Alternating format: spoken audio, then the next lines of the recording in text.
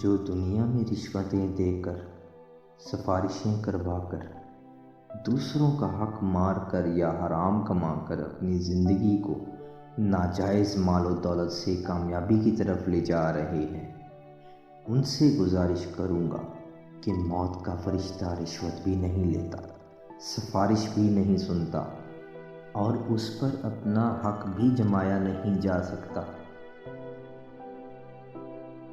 اسلام کے اصولوں پر بہترین زندگی گزارنے کے لیے روپیہ پیسہ اہم ہوتا تو انبیاء کرام بھی اس کی اہمیت بیان کرتے، وہ بھی اللہ پاک سے مال میں بہتری کے لیے دعائیں کرتے اور انہیں بھی دنیا کے عیش و عشرت کی ہوس ہوتی۔ یہ عادتیں حقیقت میں ہمیں پڑ چکی ہیں، ہم عیش و عشرت کے شوقین ہو چکے ہیں۔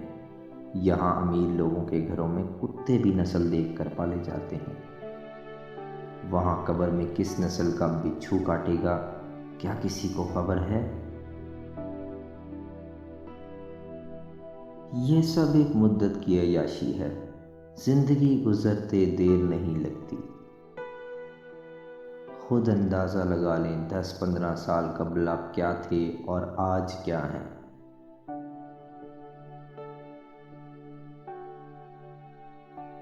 دفتر سے واپس گھر آتے ہوئے اگر ٹریفک حادثے میں ہماری وفات ہو جائے تو کیا ہمیں اپنے گناہوں پر توبہ کرنے کا بھی موقع میسر آیا؟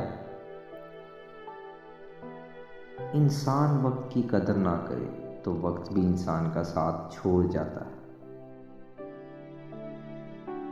ہم اپنی اچھائیاں تو لوگوں سے گنواتے رہتے ہیں، لیکن اپنی بری عادتوں کو خود سے بھی چھپاتے ہیں۔